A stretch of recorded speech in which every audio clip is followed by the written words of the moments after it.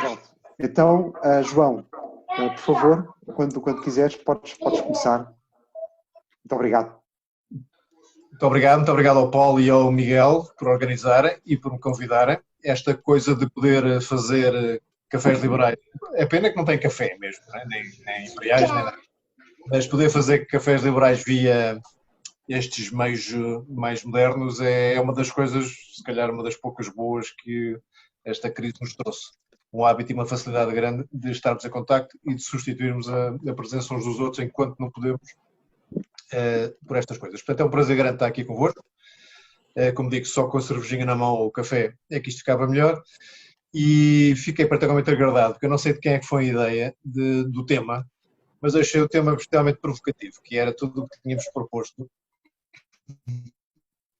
e tinha sido chumbado. Eu depois até perguntei, mas isso era durante a crise ou antes da crise? Para o que tu quiseres. No fundo como é que um partido que aparece na cena política para inovar, para fazer diferença, se depois, 6 meses depois da eleição, ou pouco mais, acaba por ter que confessar, embora entre amigos e de uma cerveja liberal, que não aprovou nada ou não adiantou de nada, porque tudo o que propôs, praticamente tudo foi chumbado. Eu, por acaso, pedi que fizessem um apanhado das coisas que, entretanto, fomos fazendo, só na sede parlamentar, fora as outras, e, por acaso, não fomos tão inúteis assim. Há algumas coisas que passaram, se quiserem, depois eu também vos digo quais foram. Mas, desde o princípio, que eu acho que tive a ocasião de dizer que o nosso sucesso, o nosso esforço não ia ser medido só por aquilo que iríamos conseguir aprovar, porque se fosse isso, tínhamos dito logo que não íamos ter sucesso quase nenhum. O nosso sucesso mede sobretudo pela forma como o discurso político está a mudar e como o debate ideológico se processa. E vocês têm com certeza tido a ocasião de perceber que sempre que os debates ficam um bocadinho mais ideológicos, não é um debate entre comunismo e democracia cristã, não é um debate entre o conservadorismo e o trotskismo. É um debate entre o socialismo, o lato sensu, e o liberalismo. Também se pode dizer lato sensu, mas muito corporizado e até personalizado nas nossas pessoas. E, portanto, essa era uma batalha importante, que era importante ganhar para podermos começar a trazer o pêndulo daquilo que têm sido as ideias hegemónicas em Portugal mais para o outro lado, e eu já tive a ocasião de dizer isto, não esperava que conseguíssemos fazer tão bem nestes primeiros tempos como conseguimos. De facto, as discussões, quando são ideológicas, são entre liberalismo e socialismo. É verdade que tivemos a ajuda grande do próprio Partido Socialista, a quem isto convém, porque irrita os seus parceiros ou vizinhos do PSD, mas seja por como for, acho que é um ganho importante do ponto de vista político e um dos objetivos grandes com ter um assento parlamentar e ter mais exposição está a ser conseguido por essa via. O facto disto estar a acontecer mais depressa não me enche de mais nada que não seja, enfim, o contentamento imediato e depois pensar que continuamos a ter um enorme caminho pela frente. Como esta crise vai mostrar mais uma vez, as ideias mais estatizantes e mais socialistas são muitíssimo mais fáceis de colocar na agenda, muitíssimo mais atraentes à primeira vista e muitíssimo mais fáceis de confundir com as soluções ideais a longo prazo. E como nós sabemos bem, por isso estamos num partido liberal, e aqueles que ainda não são da IEL e que estão por acaso a ver este Zoom, a pergunta é porque é que não são ainda, não é? E façam-se, mas mesmo aqueles que não sejam, têm que perceber que um partido liberal em Portugal, estranhamente, porque não é assim noutros sítios da Europa, tem que fazer um caminho muito grande para poder começar por mudar um bocadinho o discurso político, aquilo que eu disse que já conseguimos começar a fazer, mas depois, efetivamente, contrastar, efetivamente, os nossos tipos de soluções com aquelas que têm sido mais comuns e mais hegemónicas em Portugal. E esta crise, como disse, sublinha bem a forma como as ideias mais comuns são fáceis de vender, mas também há uma oportunidade grande àquilo que é o nosso discurso. E abre, talvez por uma razão não muito boa, porque nós vamos precisar de reinventar boas partes da nossa economia. Vamos ter que nos habituar a viver noutro tipo de registro no nosso local de trabalho, se calhar até no nosso círculo social, E estes momentos de reinvenção são bastante disruptivos e desestruturantes para todos, mas abrem espaço para se questionarem as coisas outra vez de raiz, fazer uma espécie de reset, e é aí que temos que aproveitar para malhar e aproveitarmos aqui já umas dezenas de pessoas para vos pedir que ajudem a malhar. E aqui o malhar não é só o bater e o criticar, é nas propostas que temos vindo a fazer e aquelas que viremos a fazer no futuro, fazer com que os vossos círculos de amigos, os vossos círculos de pessoas que vos ouvem, percebam que não estamos só a querer parecer diferentes ou parecer engraçadinhos no contexto do cenário político português. Estamos de facto a apresentar soluções que são diferentes se calhar só em Portugal, porque noutros sítios existem e estão testadas há muito tempo, ou então são mesmo propostas diferentes, porque estas situações em que estamos a entrar são novas para todos. Eu acredito que é uma oportunidade, não é fácil de aproveitar em toda a sua extensão, mas é uma oportunidade para um partido como nós continuar a fazer a diferença. E como disse, como há boa parte da nossa vida económica e há alguma parte da nossa vida social que vai ter que ser refeita, vamos aproveitar para que as nossas propostas sejam particularmente bem calibradas para essa nova fase.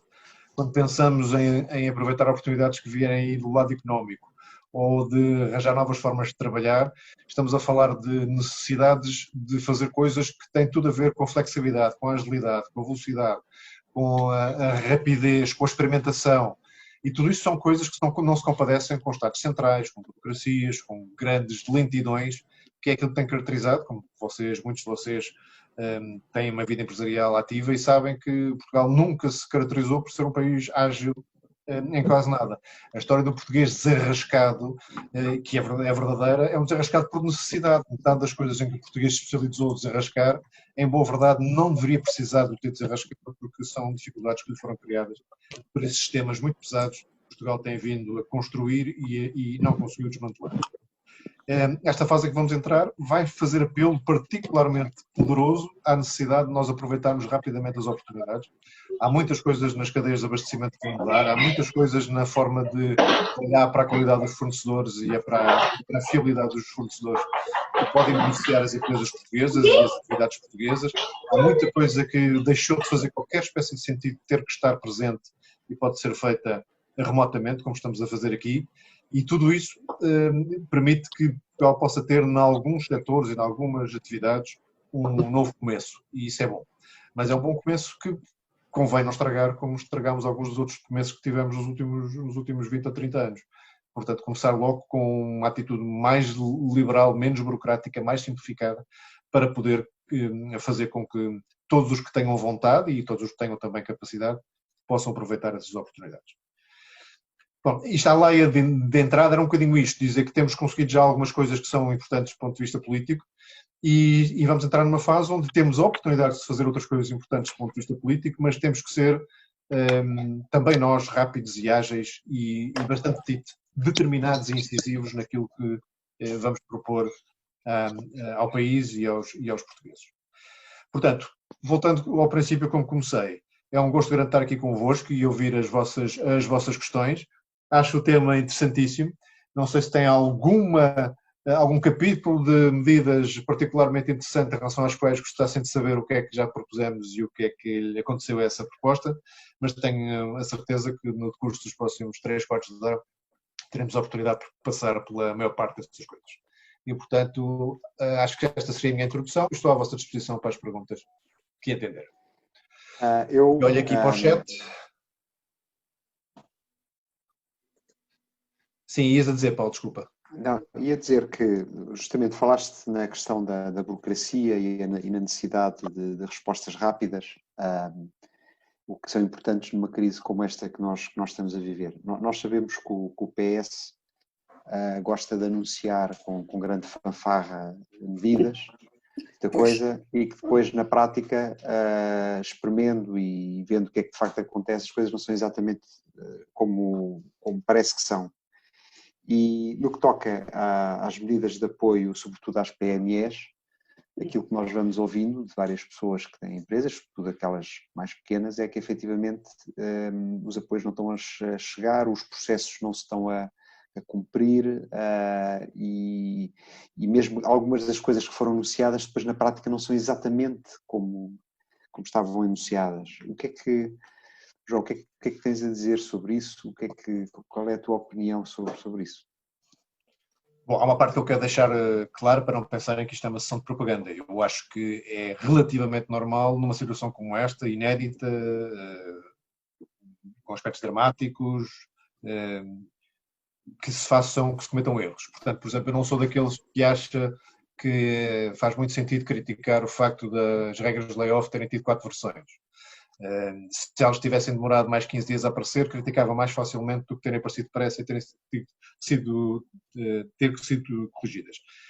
É claro, vocês vão dizer também, mas 4 versões também é um bocado mais. Tudo bem, temos de andar aí, mas é um pormenor. Portanto, não é à cata da perfeição e da crítica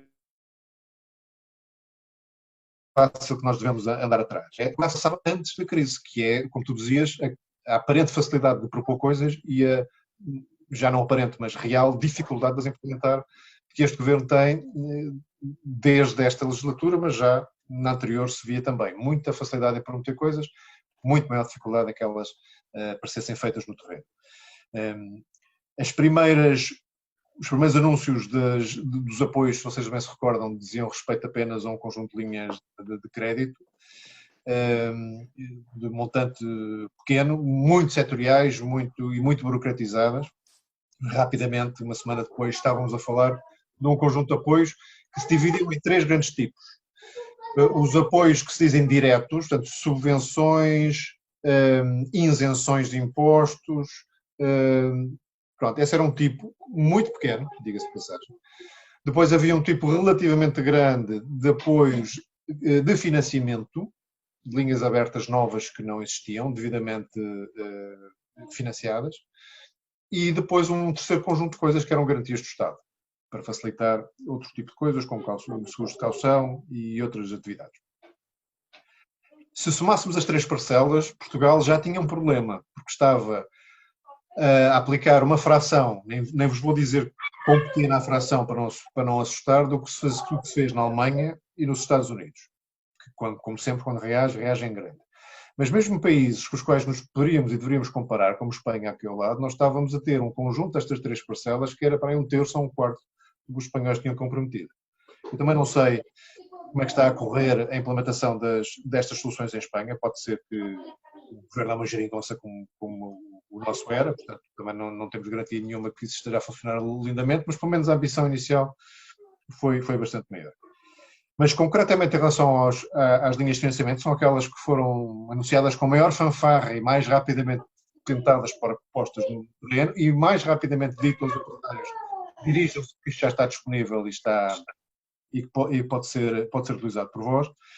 Tivemos a semana que agora termina no Parlamento audições com os 5 principais bancos portugueses, a quem foi feita a todos a mesma pergunta, por um ou por outro deputado, que era como é que estão não só os temas das moratórias, que era uma parte da conversa, como é que estão os temas das utilizações das linhas criadas para este efeito de reação ao Covid e com garantia do Estado.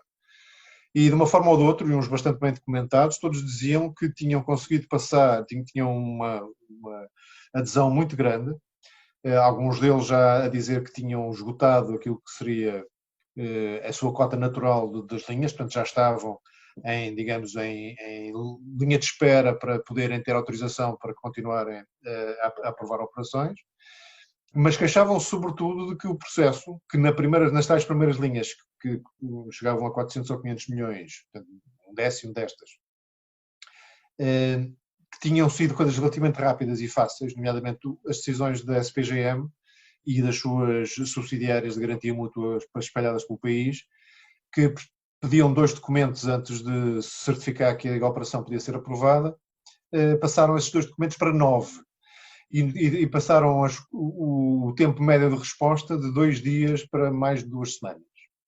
E na linha mais recente que foi posta à disposição dos bancos, a plataforma onde as operações teriam que, depois de aprovadas pelos próprios bancos, teriam que entrar, essa plataforma crashou ao fim de 6 horas e teve mais de um dia parada antes de poder voltar a aceitar operações. E havia muitos mais pormenores destes que não vos vou amassar, mas só para dizer que a operacionalização destas coisas é sempre mais complexa do que pode parecer à primeira vista e, sobretudo, se mantém a necessidade de pedir papel após papel, e recordo-vos que alguns destes papéis era o próprio Estado que os emite e depois pede-os com outro chapéu. Recordo-me, por exemplo, que um deles, numa das linhas, era dedicado e exclusivo de PMEs, portanto tinha que se apresentar o certificado de PME, que é passado pelo IAPMEI, como vocês sabem, portanto não faz sentido o Estado estar a perguntar a um dos seus, com um dos seus braços o que é que o outro braço fez e onde é que está o papel. E alguns desses 9 documentos e de outros que depois são pedidos conduzindo à suspensão dos prazos que eles têm para resposta, estavam a conduzir a grandes demoras. E, portanto, não vos espanta que o comentário mais ouvido do lado do tecido económico e dos empresários seja o dinheiro ainda não chegou. Isto ainda não está a funcionar e continua com planos de tesouraria, como vocês sabem, tem aquela tendência chata de que uma vez que apareçam, nunca melhoram sozinhos. Vão se tornando verdadeiramente dolorosos ao ponto de muitos tenham que fechar mais tarde ou mais cedo, e muitas vezes mais cedo. E, portanto, o que nós tentámos questionar o Governo foi porque é que isto estava a acontecer, porque é que tinha aumentado o nível de exigência de alguma burocracia, porque é que tinha aumentado o prazo de resposta das entidades que dependem diretamente do Estado, e a resposta, como vocês viram no último debate quinzenal, foi entre o zero e o irritado. Acontece também, nesta semana teve na Assembleia da República a bastonária da Ordem dos Contabilistas Certificados, que confirmou isto tudo, e ela é insuspeita porque não é propriamente alguém que seja muito distante do Partido Socialista, mas foi muito claro a dizer que os contabilistas, nomeadamente aqueles que trabalham em empresas mais pequenas, que é a maioria dos que estão inscritos na Ordem, todos eles reportavam imensos problemas, com uma agravante. O sistema foi montado para pôr sobre os contabilistas uma responsabilidade que é simultaneamente grande e simples, que é certificarem que houve ou quebra de faturação, ou descontinuidade da cadeia de abastecimento, ou algo de dimensão suficientemente importante para poderem encaixar nos critérios de acesso às linhas. A maior parte destas coisas, como vocês sabem, que já trabalharam em empresas, são muitas vezes difíceis de apurar. E, portanto, aos contabilistas está a ser pedido alguma coisa que é contra a natura ao contabilista, que se vocês trabalham com contabilistas muitas vezes sabem, que é de certificarem coisas quais eles próprios não têm a certeza. Eles têm-no feito, pelo menos não há nenhuma das muitas histórias que me têm chegado que eu tenho ouvido que tenha a ver com atrasos de contabilistas, portanto eles continuam a atravessar-se, continuam a certificar coisas baseado nos poucos dados que às vezes têm para o fazer, portanto não é aí que está o problema, mas queixam-se que se eles fazem isso, ao menos que o resto do sistema funcione e seja ágil e seja rápido, porque de facto nós teremos um problema muito maior para resolver quando começarmos a sair desta crise, se as empresas não só não tiverem a sua cadeia de abastecimento restabelecida e os seus clientes a voltar a comprar, mas se no entretanto tiverem criado uma crise de tesouraria da qual depois também não conseguem sair para voltar à sua atividade mais normal. Portanto, é isso, Paulo. Como tu dizes bem, este governo é bastante capaz de prometer rapidamente, implementar é bastante difícil. É por isso. Pronto, João, entretanto, tens aqui já várias perguntas, tens aqui 4 perguntas aqui no chat, não sei se consegues ver. Deixa eu ver a primeira que eu consigo ver.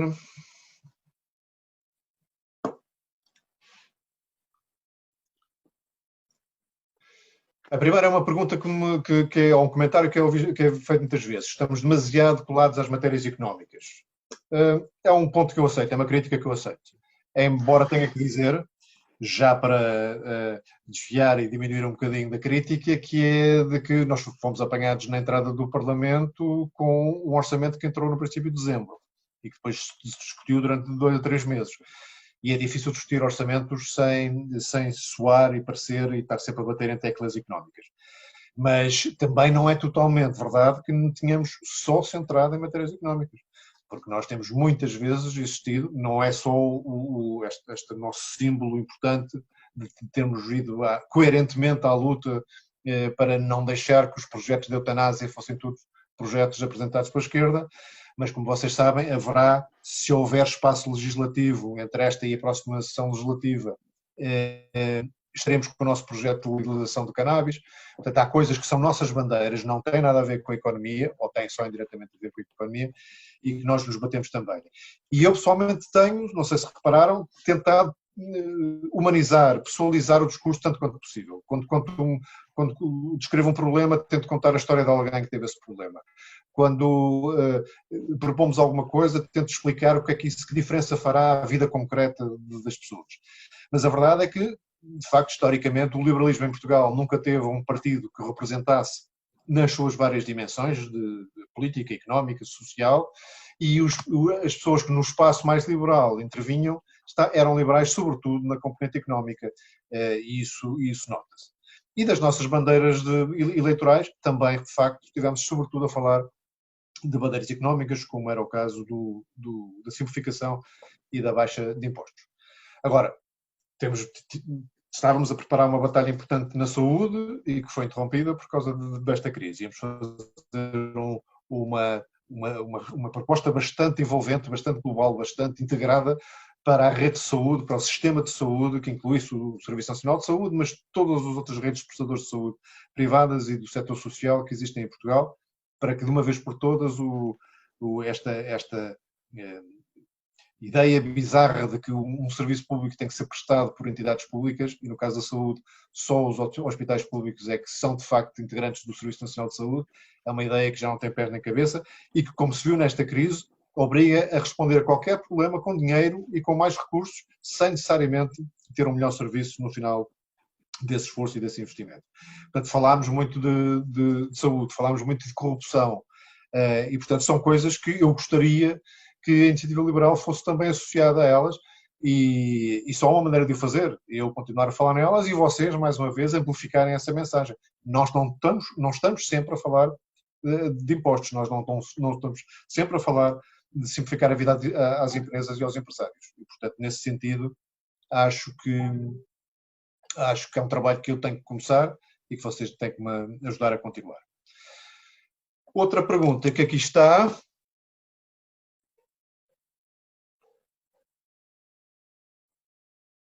Além do Caetano Dias, que quer que desliguem os microfones.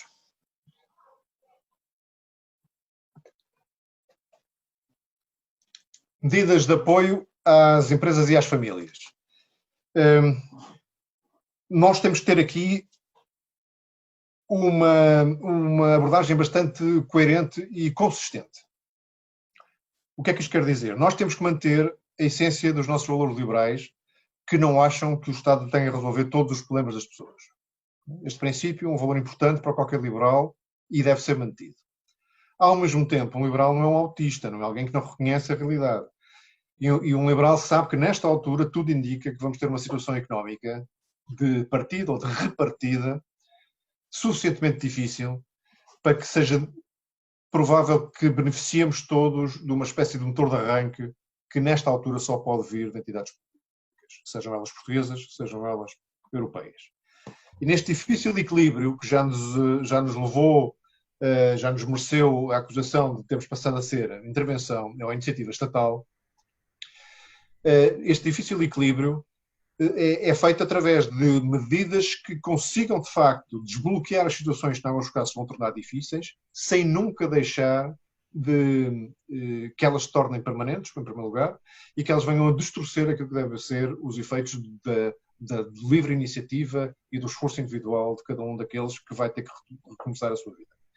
E, portanto, as nossas medidas são essencialmente no sentido, como seriam sempre, mas agora ainda com a maioria de razão, essencialmente no sentido de simplificar a vida de quem trabalha por conta de outrem, mas sobretudo de quem trabalha por conta própria, baixar os custos, não é? E não só os fiscais todos, regulamentares também para todos aqueles que queiram experimentar novas formas de viver na economia que vai resultar desta crise, e que a criação de emprego e a criação de riqueza seja facilitada e tornada o menos burocrática possível.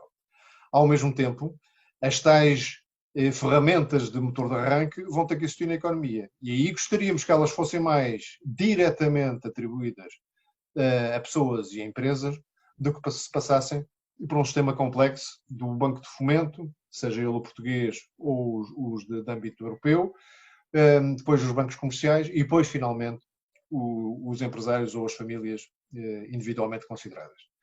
Portanto, é este equilíbrio que vamos ter que conseguir fazer para que aquilo que vier a ser a grande fonte de rearranque da economia, que tudo indica será de fonte europeia, seja utilizada da forma mais reprodutiva possível, o mais rapidamente possível. Assusta-nos muito, como vocês já perceberam, as frases que temos ouvido em dias recentes de que o investimento público será grande mecanismo, grande ferramenta para fazer rearrancar a economia. As obras de investimento público que temos ouvido falar não têm níveis de reprodutividade, não têm níveis de retorno que nos tranquilizem relativamente ao facto de, no imediato, eles poderem criar algum emprego e pôr alguma coisa a andar, mas no médio e longo prazo vamos ter que estar a pagar essa parte desses investimentos, como ficámos a pagar tantos outros investimentos não reprodutivos que tivemos antes da última crise financeira na década passada. E portanto, é muito importante que consigamos definir a forma e trabalhar muito profundamente no sentido de definir quais são os critérios e as formas como vão ser aplicados os fundos às quais vamos ter acesso em termos europeus. Que tem muito a ver com a pergunta que o Francisco Simões faz a seguir, acho que ficou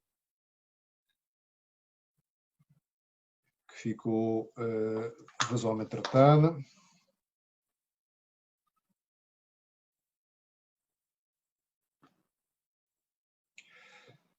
Há aqui uma pergunta que eu acho que a resposta é óbvia, se os impostos que vão ter que ser pagos na mesma altura em que deveriam ser pagos os subsídios de férias, se isso não é uma manifestação evidente de que a melhor maneira de ajudar as empresas e as famílias que o governo teria não é adiar coisas ou suspender coisas, é pura e simplesmente isentar dos seus recebimentos aquilo que são contribuintes que têm outras obrigações economicamente muito mais reprodutivas e socialmente muito mais importantes. Mas isso, como vocês sabem, não só o governo não fez isso, como nem sequer há sinais de que as dívidas a fornecedores e as dívidas a parceiros do Estado tenham diminuído significativamente durante este período, o que é uma coisa extraordinária.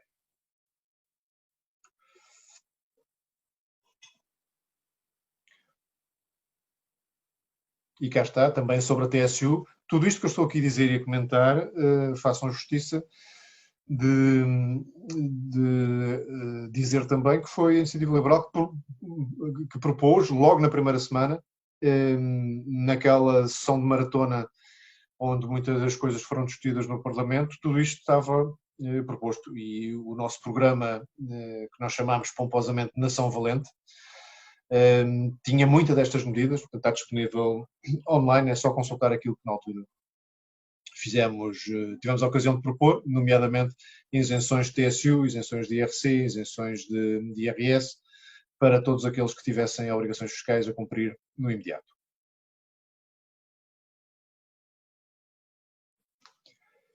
Depois talvez fizesse aqui uma pausa ao Paulo para que alguém pudesse colocar uma questão por voz, que há pedidos nesse sentido. Enquanto eu vou vendo aqui um bocadinho as perguntas. Vou passar ao Luís Areias.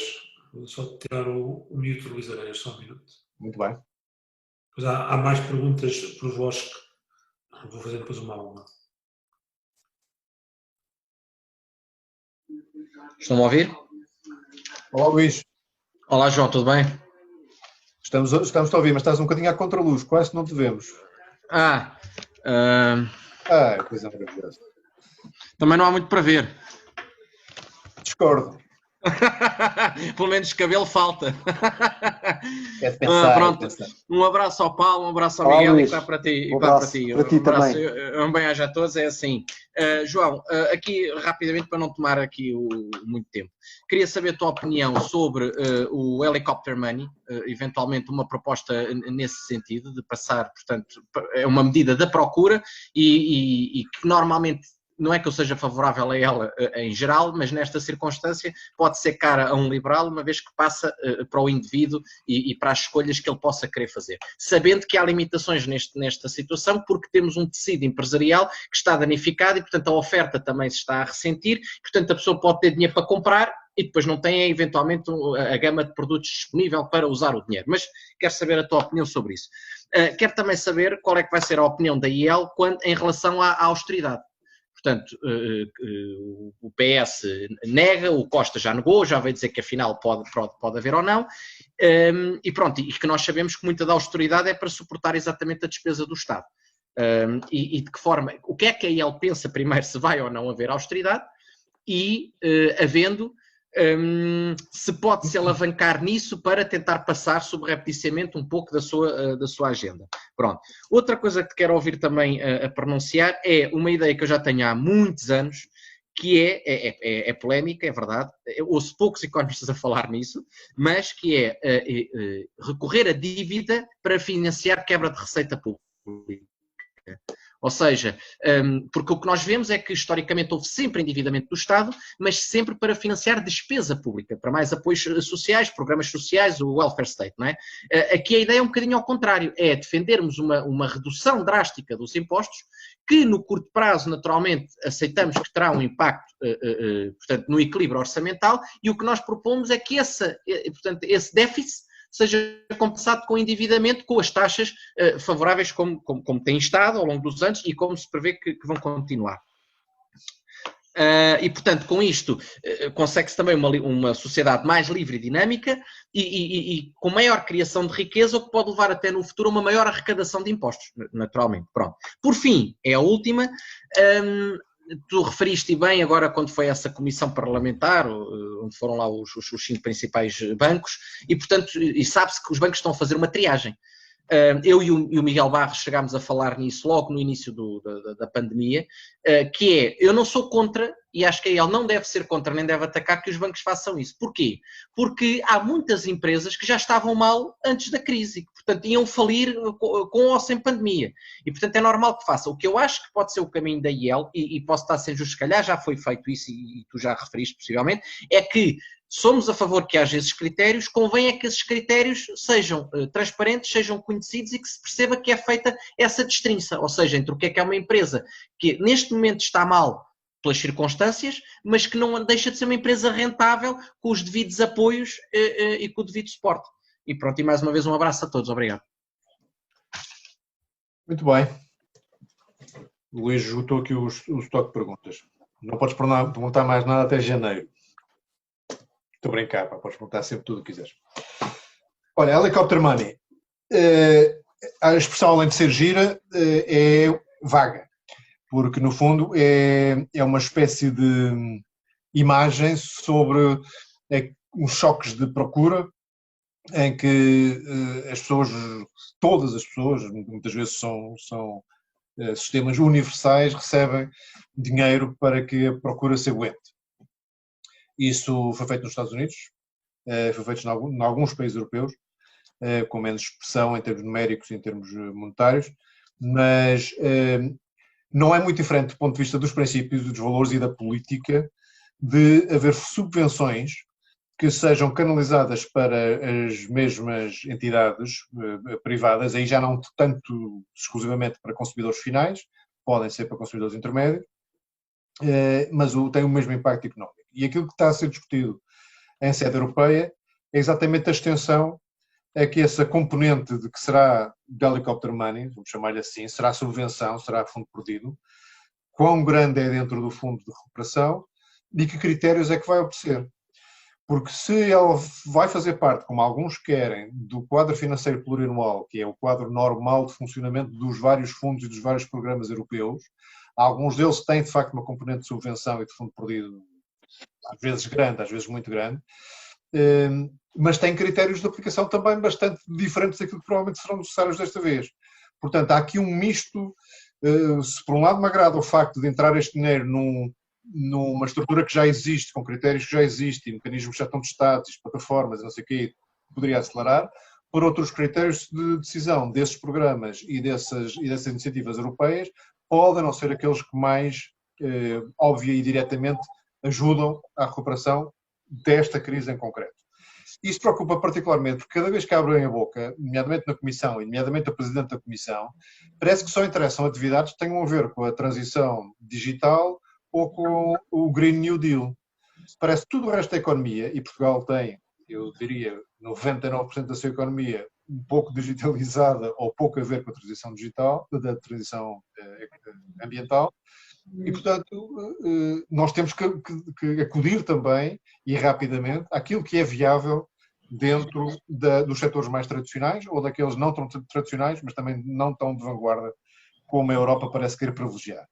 Portanto, como há bocado falava que temos oportunidades de fazer coisas que até aqui não tínhamos feito, não é tanto de entrarmos em coisas de ponta obrigatoriamente. Algumas haverá, muitas haverá, não estou também a deitar isso fora. Estou a dizer é que há muita inovação a fazer em coisas que não são de tecnologia de ponta. Há muita inovação a fazer em coisas que não têm a ver com o Green New Deal. E, portanto, acho que os países, nesse particular, não estamos sozinhos, teremos aliados se quisermos abrir essa discussão. Acho que temos aí muito a fazer. Portanto, eu gostava que acontecesse um misto de muita coisa que entrasse através do quadro financeiro plurianual e que depois houvesse dentro, até pode ser dentro do mesmo quadro, mas zonas de grande discricionalidade de aplicação por parte dos Estados-membros. É verdade que em Portugal isso significa que é o governo que vai estar a decidir onde é que mete. E isso gera depois toda uma outra série de preocupações. Mas, apesar de tudo, é melhor do que ter isto muito tipificado, muito regulado, muito supostamente previsto, depois na prática não funciona. Portanto, nós em relação ao Helicopter Money, achamos-lo mais útil do ponto de vista de retoma, de velocidade de retoma sobretudo, mais democrático também num certo sentido, menos, esperamos nós, menos suscetível de ser mais para os amigos do que para os inimigos, coisas desse tipo. Portanto, tenho alguma simpatia pela ideia, sempre e quando isso seja bem controlado do ponto de vista dos critérios de acesso iniciais, sem que isso se torne uma coisa demasiado burocrática. Perguntas a seguir sobre a austeridade, que é um tema que já se começou a discutir. O Primeiro-Ministro, que é uma pessoa muito hábil, deixou-se pôr naquele canto em que confirmou já 2 ou 3 vezes que não vai haver austeridade, ou não vai certamente haver austeridade à moda daquela que foi imposta em 2011, mas nós sabemos que há várias maneiras de impor austeridade. As cativações e o baixíssimo investimento público que tivemos nos últimos anos são uma forma de austeridade. O exigir cada vez mais impostos às pessoas são uma forma de austeridade. Portanto, há várias maneiras de, se por austeridade se entende enorme cuidado com o equilíbrio orçamental, ele tem havido no tempo dos governos socialistas mais do que se calhar houve durante os governos do protetorado da Troika. A nossa posição é clara. Se por austeridade se entende pura e simplesmente manter o déficit controlado, eu aqui até hesito quase em usar a palavra, porque ninguém sabe muito bem o que é que se quer dizer na atual circunstância, mas se significa manter o déficit controlado, continuando a aumentar impostos, não obrigado. Até porque rapidamente se vai perceber que a base fiscal sobre a qual os impostos podem incidir, metade dela desapareceu. Se por outro lado isso significar só redução da despesa pública, atenção, que há uma boa parte da despesa pública que reverte diretamente a favor das pessoas. Portanto, não é essa que nos custa a não cortar. O que nos custa que não tenha sido cortada é aquela que é claramente desnecessária e claramente até suntuária nas atuais circunstâncias. E aqui tenho que dizer, na atual circunstância, tem de insistir em aumentar todos os funcionários públicos, como ficou previsto em orçamento, num contexto em que houve centenas de milhares de pessoas a entrar em layoff, mais não sei quantas dezenas de milhares que já perderam o emprego e que vão para o subsídio. E insistir que há funcionários públicos que vão ser aumentados nesta circunstância, parece-me de uma insensatez brutal e aprofunda aquela noção que já muitas vezes temos falado de que há um país e vários sistemas. Mas quis o diabo, que está sempre nestas coisas dos pormenores, que o famoso erro informático causasse que precisamente aqueles que se calhar mereceriam alguma coisa e algum reconhecimento nesta altura, os profissionais de saúde, os enfermeiros, etc., fossem exatamente aqueles que ainda vão ter que ficar mais um mês à espera. Vamos lá ver se é só um mês. Não é? Portanto, a austeridade, para nós nunca, e sobretudo nunca pode haver uma tentativa de gerir o déficit sem uma absoluta e séria tentativa de controlar, reduzir os custos do Estado em tudo o que é excessivo. E há muito ainda para cortar. Muito ainda para cortar. Ok, muito obrigado, João. Nós temos aqui mais uma pergunta por voz do Tomás Pereira. Tomás, eu pedi para respeitar os 2 minutos máximos de tempo de pergunta. Temos aqui uma lista grande e devemos acabar por volta das 7h30. Portanto, eu precisava de acabar às 7h15, se não se importar. Sim. Então temos ainda que ser mais breves. Eu serei mais rápido também, eu também tenho alongado as respostas, peço desculpa.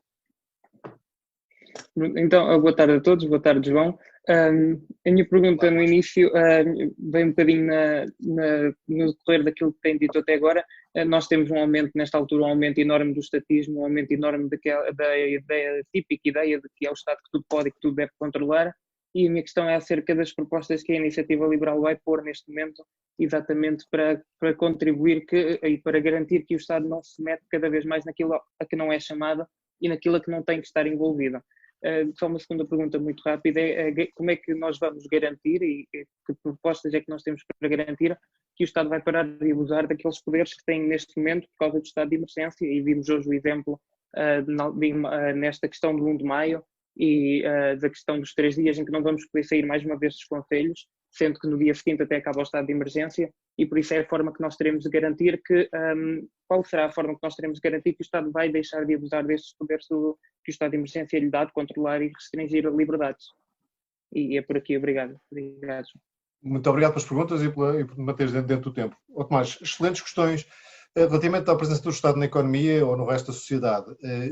Não só é importante que não entre, como nos casos em que já entrou, é importante que saia que haja um calendário que seja previsível qual é o tempo em que se prepara para sair.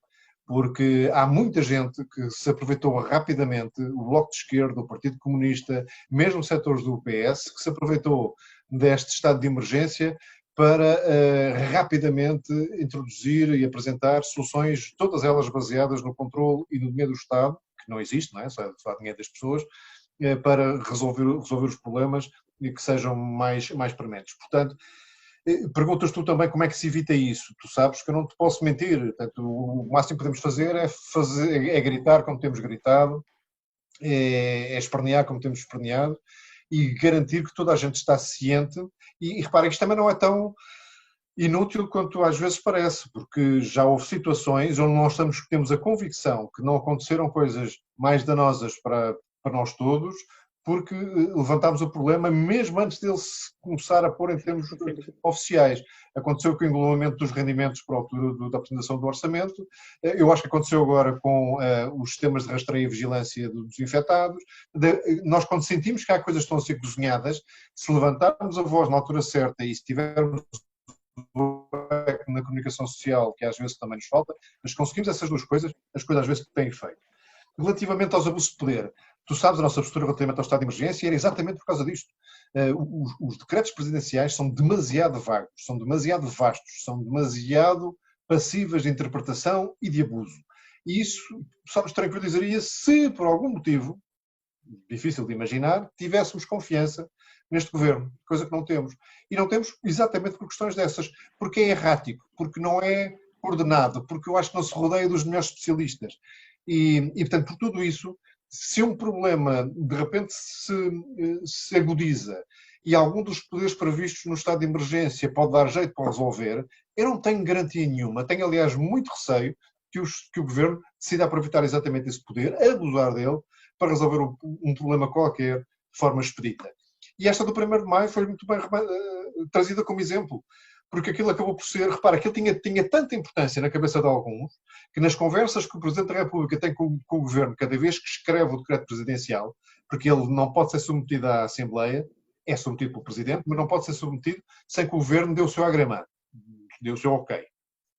Portanto, nessas conversas para obter o ok, foi de tal maneira que apareceu no preâmbulo deste último decreto uma menção expressa ao 1º de Maio, como sendo uma coisa muito importante de celebrar, sem grandes limitações às regras de distanciamento ou outras que pudessem ser importantes que houvesse, e sem fazer destrinça entre essa eventual manifestação ou manifestações e outros ajuntamentos que os portugueses pudessem querer fazer. Pois acontece que estava no preâmbulo, mas não tinha reflexo direto em nenhum do articulado, diga-se. Mas nós já olhar para essa situação, mais uma vez, ao votar contra o estado de emergência, chamamos a atenção que há coisas ali que são limitações inaceitáveis da liberdade das pessoas, como já tinha sido no caso do confinamento ao próprio Conselho para alturas da Páscoa. E agora, o 1º de Maio, que estava a preparar-se para ser uma exceção, a primeira das grandes exceções, com um simbolismo qualquer que só pode vir de um empedernido socialista, não só ia ser assim, de repente, porque obviamente não faz sentido e gera um brouhaha, volta para trás e acaba por redundar numa coisa quase oposta. Há mais confinamento, há mais restrição para alturas do fim de semana do 1º de Maio do que houve nos outros fins de semana. Que é uma coisa que também, aqui entre nós, não faz grande sentido. Portanto, manifestações não têm sido autorizadas, não vejo porque é que aquela devia ser exceção. O dia é muito importante, há outros dias importantes, e para algumas pessoas muito mais importantes que o 1º de Maio, que também não puderam ser assinalados e celebrados. E, portanto, acho que fizeste muito bem, Tomás, em trazer para aqui o tema dos abusos do poder do Estado, porque isso é uma coisa que explica, em boa medida, porque é que nós sempre fomos desconfiados em relação ao estado de emergência e logo que percebemos para onde é que ele ia, começámos a votar contra. E fomos, aliás, os primeiros a fazê-lo e com muita honra. Obrigado, João, pela resposta. Obrigado, Tomás, pela pergunta. Muito obrigado, João. Nós temos aqui uma pergunta da Paula Borges.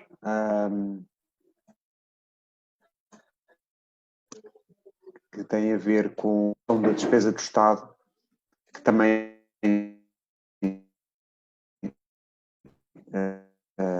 deixou de ter despesas, que é interessante que vai ser contraída a todos. Certo, Paula? É isso, não é? Sim, mas eu penso que já foi em parte respondida quando se falou da redução e daquilo que o Estado tinha para prestar. Certo? Eu não tenho aqui o orçamento à frente, mas de memória recordo-me que estavam previstos para este ano, para aumentos da função pública, cerca de 90 milhões de euros. Era aqueles bocadinhos de 0,3%. Mas esta semana o que entrou em vigor não foi só os aumentos salariais, foi também a progressão das carreiras. E essa tem que custar 519 milhões de euros este ano. Não é? E não é pelo facto de entrarem em abril, vão custar menos, porque é retroativos. Nas progressões nem tudo, tem quase tudo retroativos. Portanto, numa altura em que nós vamos estar com necessidades de financeiras muito sérias e que há os tais centenas de milhares de trabalhadores do privado que já têm os seus rendimentos ou reduzidos ou obliterados, estar a comprometer o que vai ser no mínimo 300 ou 350 milhões de euros ao ano, nesta altura, parece-me imoral. Acho que é a expressão mais curta e mais correta. E obrigada pela resposta. Bom, temos aqui efetivamente muitas perguntas que têm a ver com a componente económica. Lá está. A austeridade. Depois dizem que eu só falo de economia. Não perguntam sobre economia. Bom, mas temos aqui uma do João Carlos Ferreira sobre sondagens. Não sei se aqui às 6h39 talvez seja a maneira mais fácil de ver. 6h39. Ok.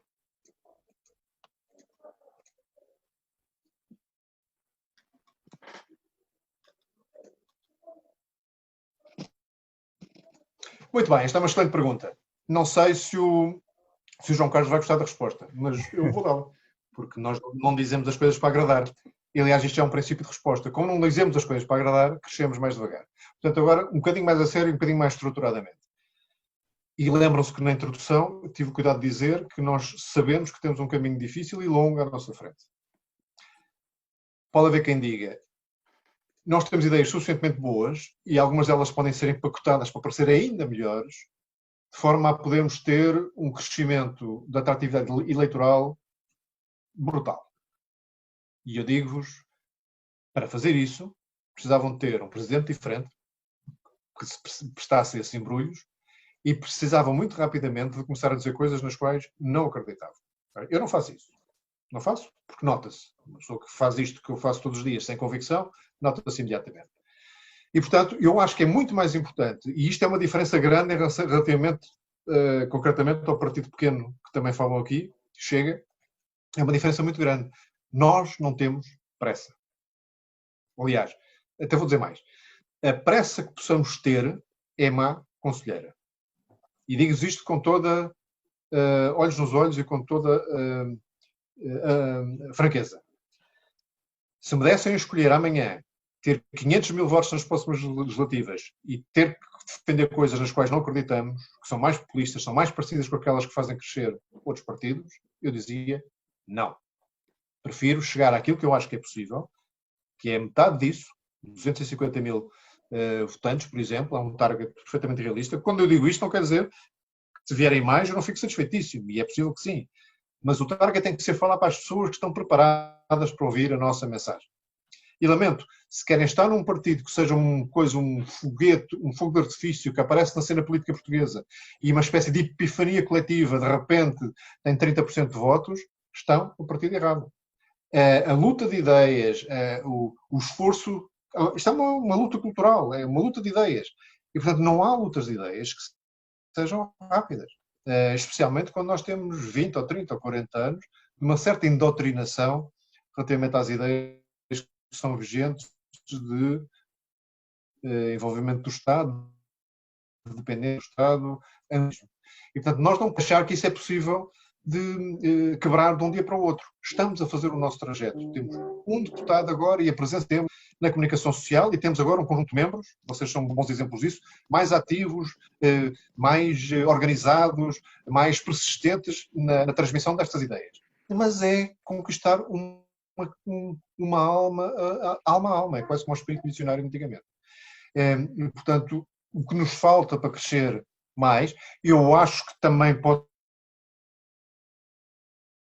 ser dito, porque tivemos ainda há pouco tempo um exemplo concreto, que a exposição mediática que tivemos quando eu fui ao Ricardo Araújo Pereira permitiu imediatamente um salto muito significativo no número de pessoas que nos seguem nas várias redes, etc. Não sei se vai ter impacto tão visível nas sondagens, aguardemos, mas mesmo em relação aos resultados que temos nas sondagens, se compararmos com aquelas que tínhamos em agosto ou setembro, quando já estávamos muito tempo na rua, tínhamos muitos outdoors, fazíamos um esforço muito grande nas redes sociais, se compararmos os resultados das mesmas empresas de sondagens com estas que estão a sair agora, estamos a falar de uma progressão muito significativa. Podíamos ter mais, com certeza, gostava de ter mais, com certeza também não é importava.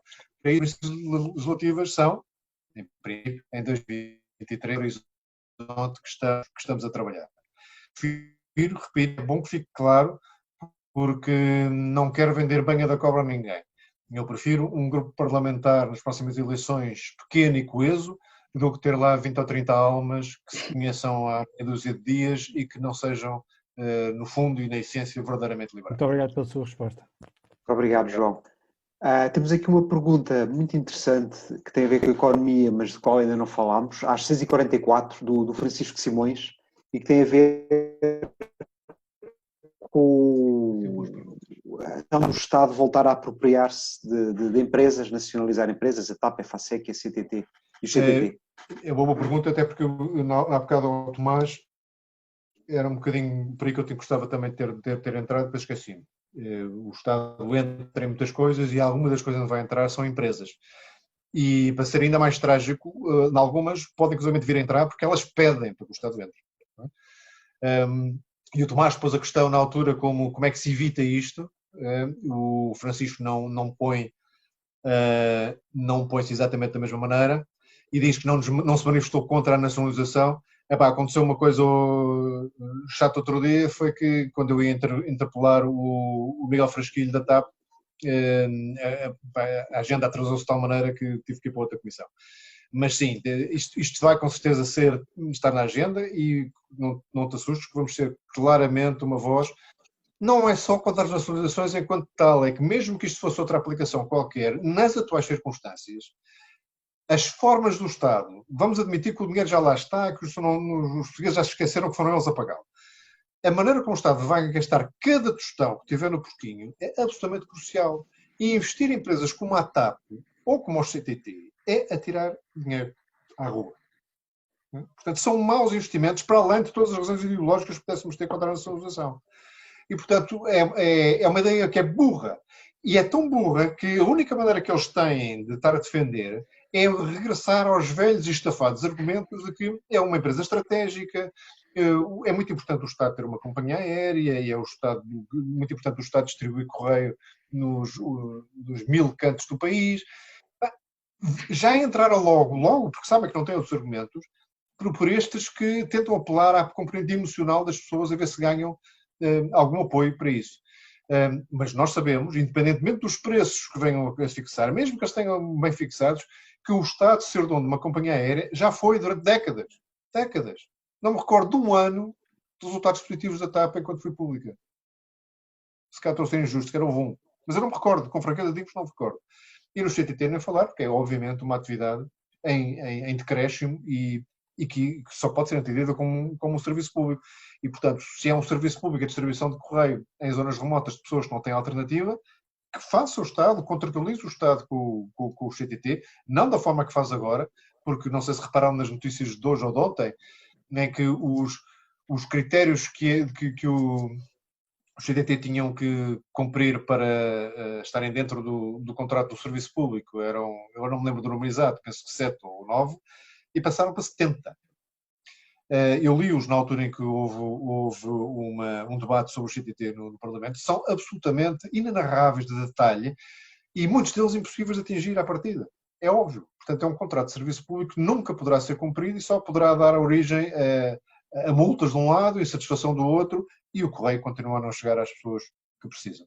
Mas isto para dizer que seja na TAP, seja no CTT e a própria EFASEC, quem é que no Estado tem capacidade para não só analisar o atual plano de negócios da EFASEC, como para fazer um novo, que mais provavelmente será necessário? Digam. O Estado não tem capacidade, não tem vocação, e mesmo que tivesse capacidade e vocação, não é função do Estado ser dono de uma empresa de material elétrico pesado e de projetos elétricos como é a EFASEC. Como não é de uma companhia aérea, como não é num CTT, na sua vertente moderna e rentável de distribuição de encomendas e similares. Okay? Portanto, sim, Francisco, vais ouvir uma voz muito afirmativa e clara e alta contra qualquer nacionalização, aproveitar esta fase para qualquer nacionalização. Obrigado, João. Depois temos aqui uma pergunta interessante da Marta, às 6h52, sobre a maneira como a mensagem da IEL passa para os jovens. Esta tem sido uma das minhas batalhas. Não sei que idade tem a Marta. Está ali. Jovem. Ainda podes ajudar, Marta. Precisamos lá chegar de facto. Portanto, isto é um misto de duas coisas. Precisamos das ideias que interessem aos jovens. Portanto, uma das coisas que quem esteve em Pombal na convenção se recordará no discurso final foi que eu exortei, e fiz depois mais do que isso, mas logo naquela altura exortei que nós devíamos ter, relativamente a 2 temas que se tinham deixado de preocupar, concretamente o ambiente e a habitação, devíamos ter políticas que pudessem ser verdadeiramente definidas como liberais, porque são temas que interessam à nova geração, interessam muito bem, porque dizem diretamente respeito, e são temas para os quais os liberais não podem deixar o monopólio nem da identificação do problema, nem das soluções à esquerda. Portanto, entretanto, houve constituição de várias estruturas dentro do partido para tratar umas de coisas mais temáticas relacionadas com a atividade parlamentar, outras de causas como estas que eu estou aqui a falar, e isso irá produzir frutos a seu tempo. No caso concreto do ambiente, devo dizer que nenhum dos temas é fácil, né? Já não há aqui provavelmente um toque mágico e de repente haver uma solução hiperliberal, genial, que vai resolver o problema da habitação, que andam todos os países do mundo civilizado a tentar resolver, ou ainda mais o do ambiente, que também andam esses do mundo civilizado e não civilizado a tentar resolver. Portanto, não será uma coisa fácil, mas é batendo no problema, insistindo, partindo aos bocadinhos, que as coisas podem acabar por fazer sentido, e no caso do ambiente já houve até, com a ajuda também da Ana Madalena, um primeiro desbravado de terreno que eu tenho a certeza que vai produzir bons frutos, seja na área da poluição atmosférica, dos gases de estufa, do lixo, da água, começando a partir o caso o elefante das fatias, torna-se mais fácil começar a ver políticas que possam encaixar numa visão liberal do mundo e do futuro. Portanto, por um lado temos que ter os tais temas, por outro lado temos que ter a forma, os canais, o tom, e eu não sei, digam-me vocês, podem acenar, fazer assim, não é impossível alguém que tem, eu tenho quase 60 anos, não é impossível alguém de 60 anos falar com jovens e ser convincente, espero eu. Não é impossível. Hã?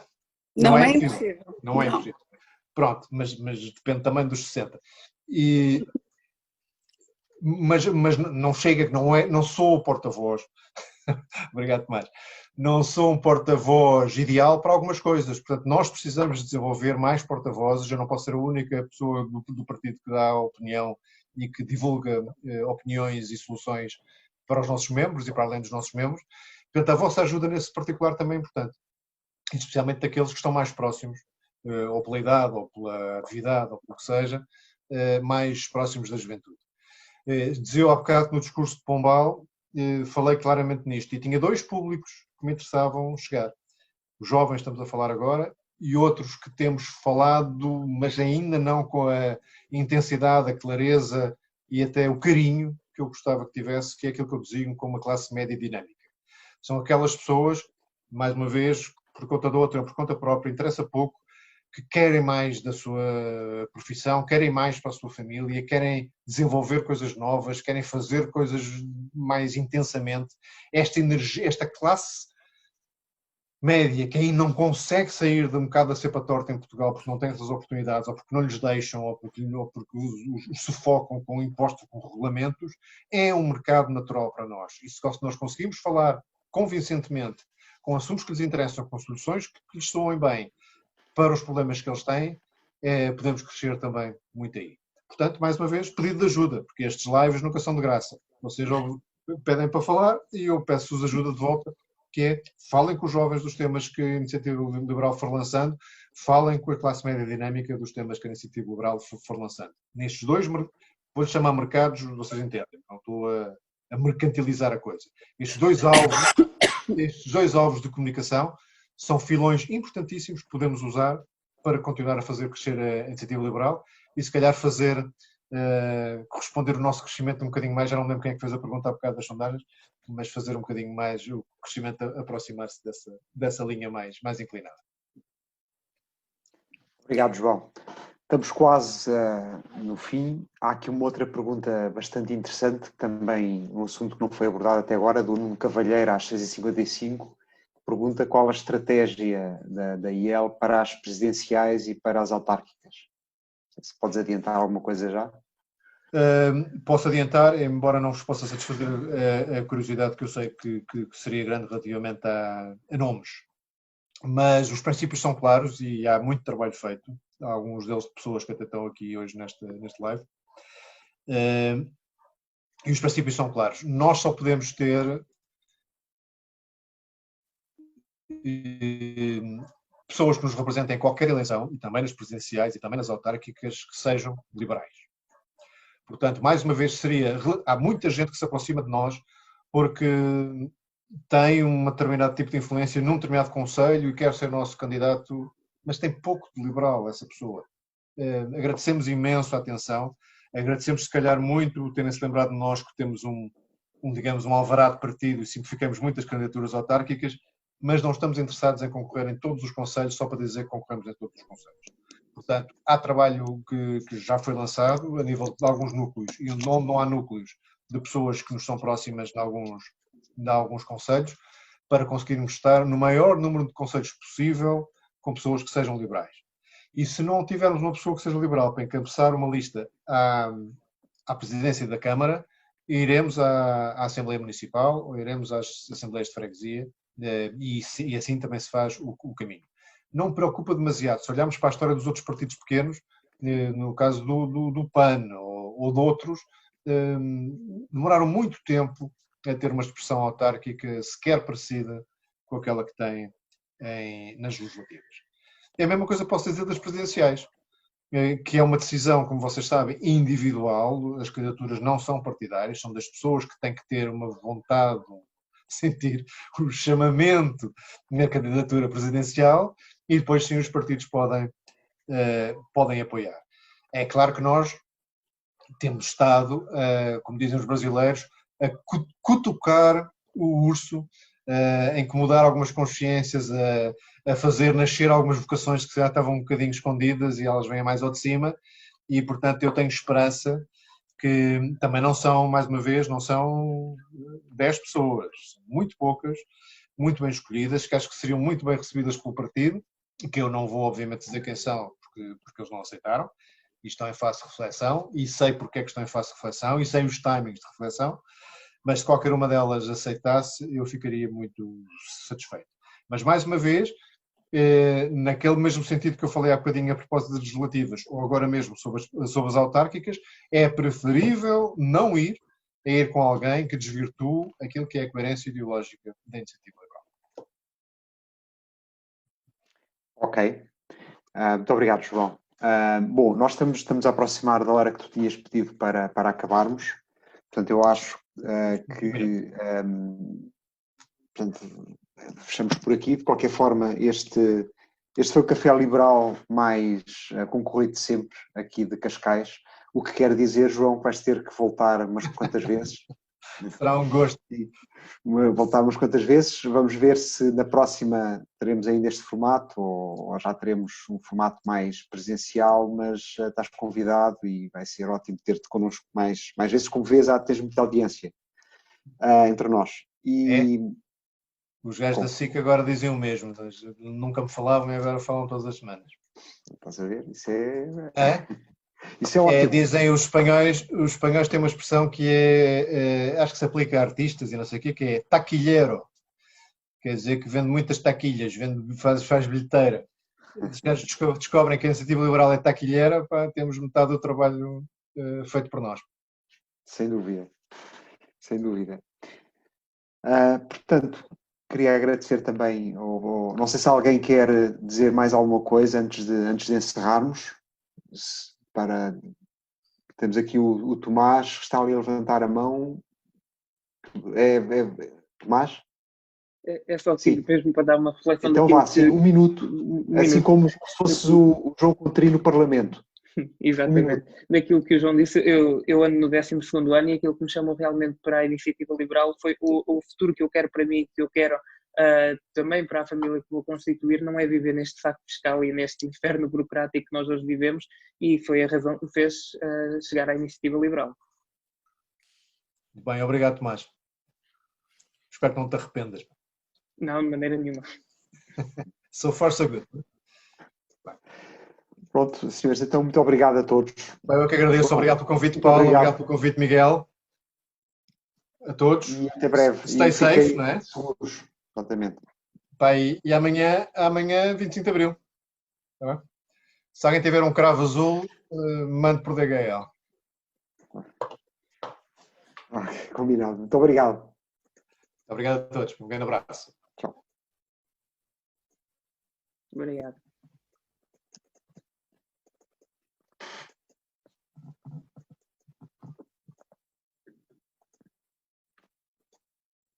Muita gente. Na verdade são dois.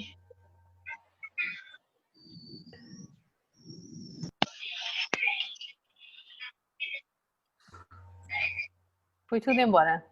Não sei se estou com som. Eu não sei se estou com som, se me estão a ouvir. Sim. Onde é que eu posso... Eu só cheguei agora. Onde é que eu posso fazer no rewind? Temos ainda... Aqui o Miguel está a tratar disso, mas não sei quando é que ele terá isso disponível. E vai estar na página da iniciativa? Podcast. Podcast okay. Não, o webinar. Igor, olha, eu vou compartilhar a tela.